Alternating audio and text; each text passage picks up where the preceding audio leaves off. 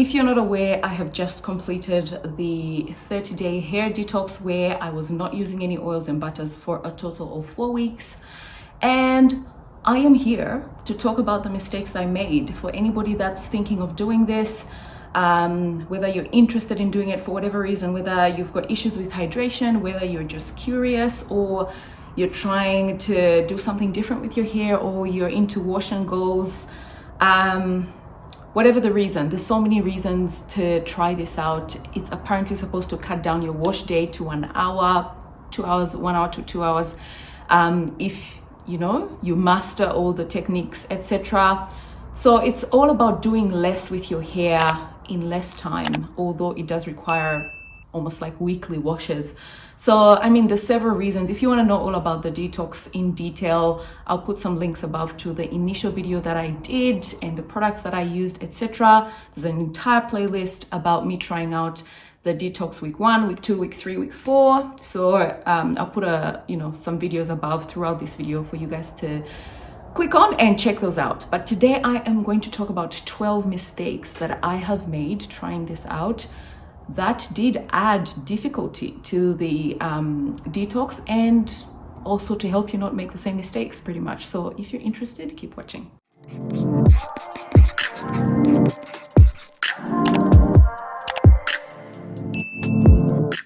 So mistake number 1 for me was to not detangle my hair before shampoo. Now, this is not a requirement for this challenge. You can actually go in straight with the shampoo and not pre-poo your hair.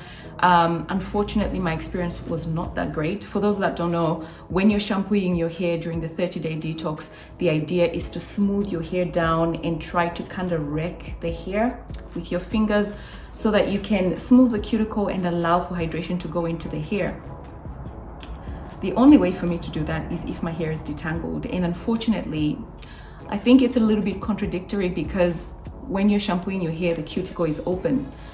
So it's the worst time to detangle, because you have more friction with the hair and the combs. However, my experience was probably not at the best. It wasn't an optimum experience, because my shampoo was not as hydrating as it was supposed to be. There are apparently shampoos out there that are more hydrating and that allow for a better detangling experience. I can't speak to that because mine was not. So if you have a better shampoo than me, you probably won't need to pre-poo and detangle prior to shampooing. But for me, I needed to do that. And I think I spent 2 weeks before I ended up pre-pooing my hair, and my shampoo was just, very unpleasant, very uncomfortable. I struggled to go through my hair while it was not detangled.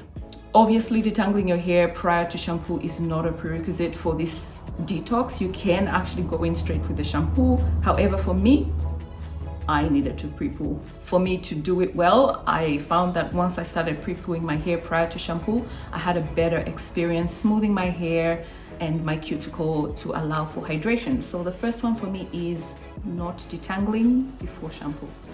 Mistake number 2 is that I had the wrong products. I thought my products qualified for the detox challenge because they had no oils and butters in the first top 5 ingredient of the ingredient list. However, I was wrong, because we were actually supposed to be using moisturizing shampoos.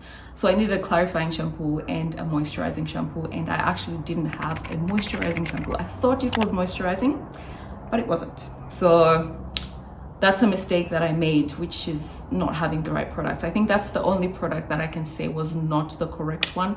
The rest were okay. So obviously, as you can see, if the shampoo process is wrong, then you start on the wrong foot, and it's just harder. I did persist with the detox. However, I should have had a moisturizing shampoo, and I think I would have had a more pleasant experience if I did. What I thought was a moisturizing shampoo was actually borderline a clarifying shampoo as well. So I pretty much ended up clarifying twice with different shampoos,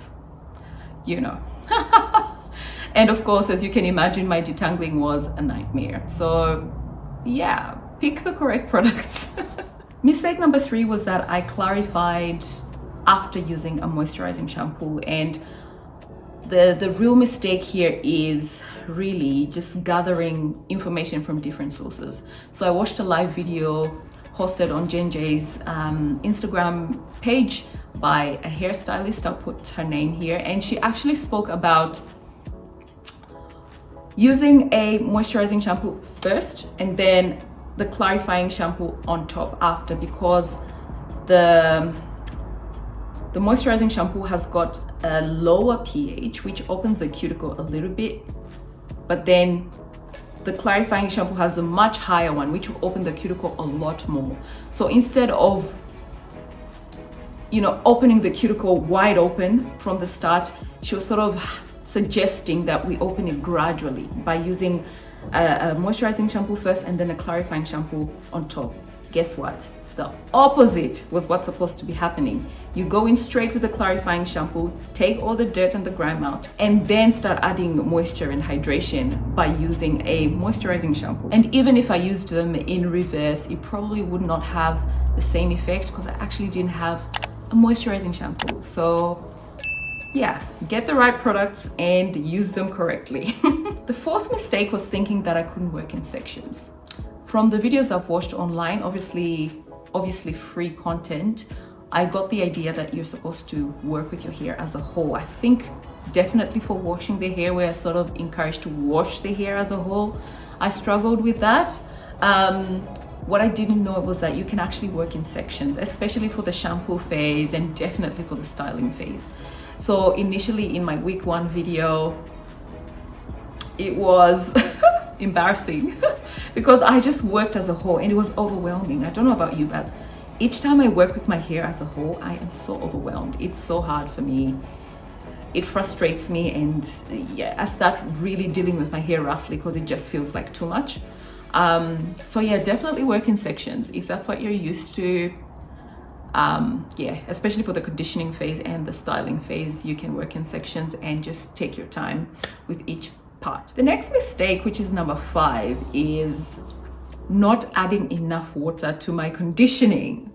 Now for this process, we're not deep conditioning, we're just using a leave-in conditioner, not a leave-in, a rinse out conditioner. And unfortunately what I did was that I added too much conditioner and close to no water in my hair, which meant that I did not get anywhere close to the slip that I was supposed to be getting or the lather that I was supposed to be getting for the shampoo, and I dismissed it in week 1. I was like, no.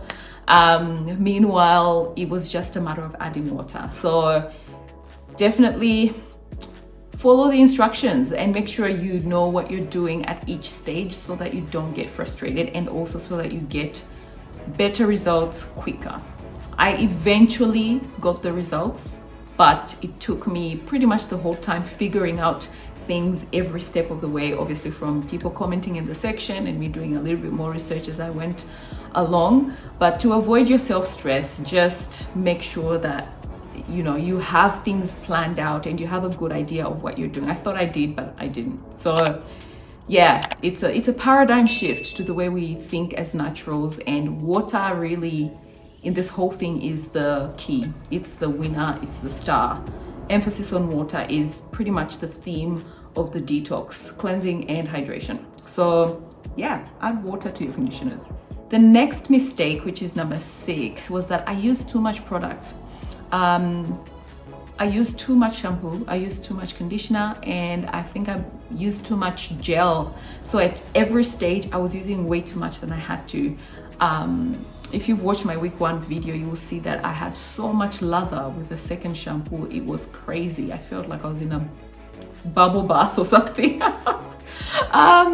But yeah, I used too much product, too much conditioner as well, and the gel that I used, yeah, way more than I needed. So I have found that a little goes a long way with a lot of these products, which I actually thought the opposite. And in my week 1 video, I actually said, this conditioner, a little does not go a long way, but it was my fault because I was not adding water. A little does go a long way. You just need to add water, pretty much. Think water and less product, more water, pretty much. And what I found was that lathering the products in between your hands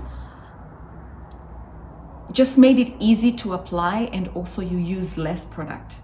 So what happened is, because I'm used to using a lot of product, you lather it and it's heaps. And then when you put it on your hair, it's way too much. What should really be happening is that you dispense a little bit of product, lather that to get the volume from the product, and then put it in your hair. And you'll find that you need a little bit, especially with the shampoo and the gels.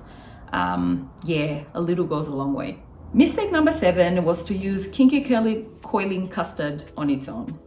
I believe the brand actually encouraged to use the products together. However, it's not a train smash if you use the gel on its own, because they actually say, you know, you can buy this product, the Kinky Curling Custard, and use it on its own. However, it works better with Not Today leave-in conditioner.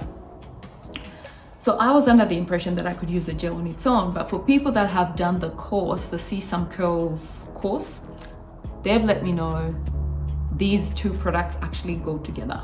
You have to use the leave-in conditioner and the gel together. That's how it works. So that's a mistake I made, using the gel on its own. Mistake number 8 was not smoothing product enough, especially at the styling phase. If you're going to get the definition, if you're going to get the, you know, shine and the sheen that you're looking for, and no frizz with the wash and goes, there's techniques that you use to get that.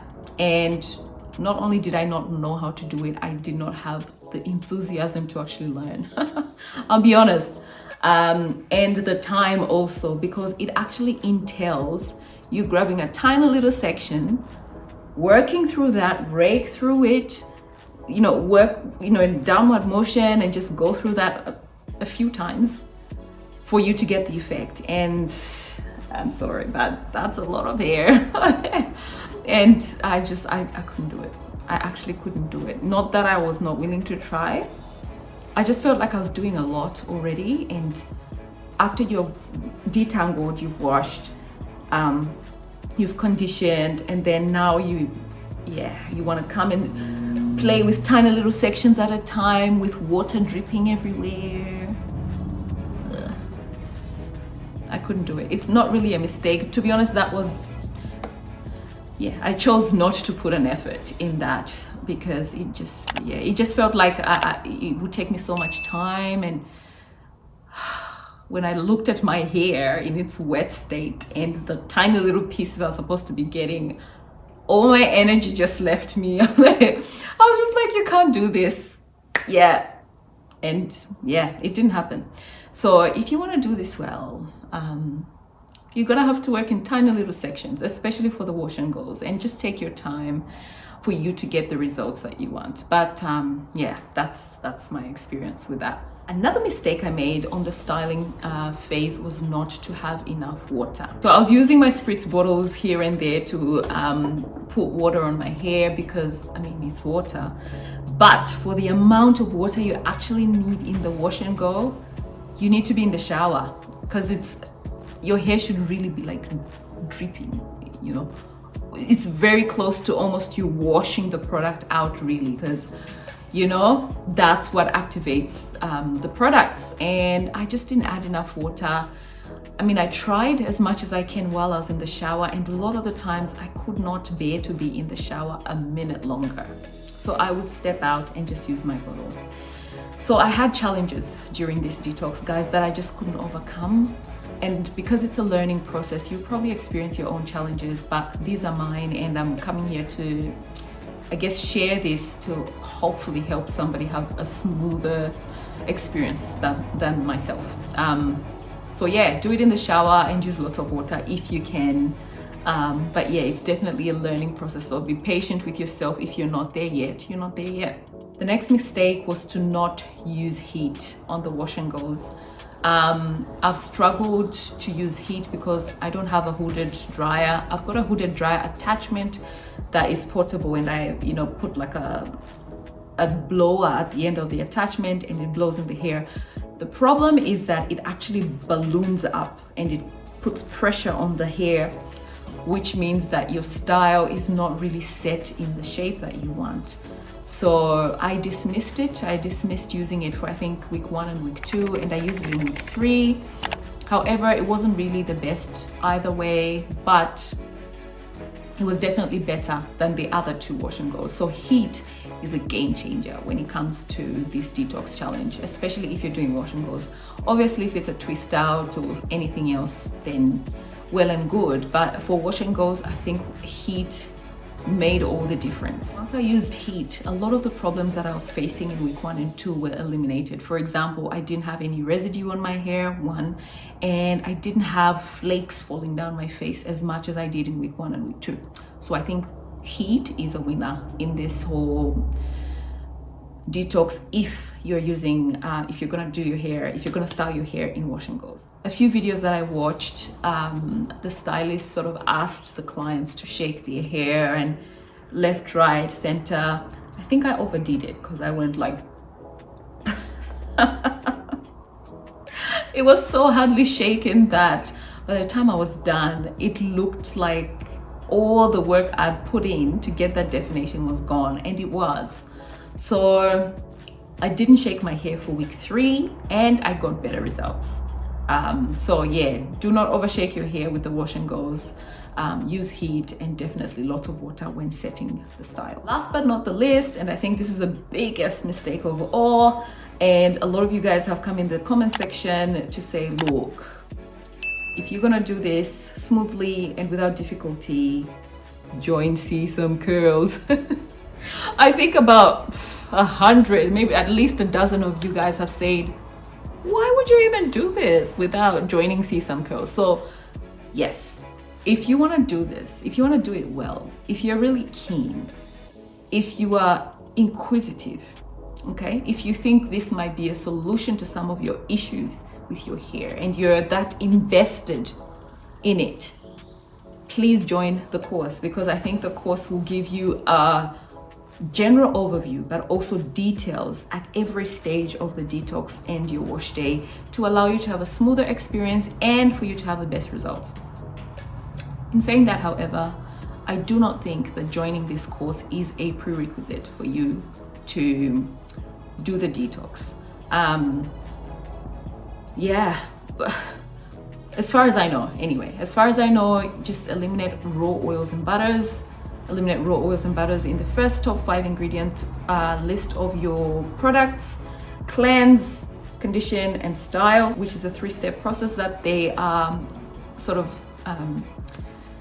encouraging. And then just gather a lot of knowledge. Online, there's free content. Black Girl Curls, they go live a lot of the times and do videos and answer questions.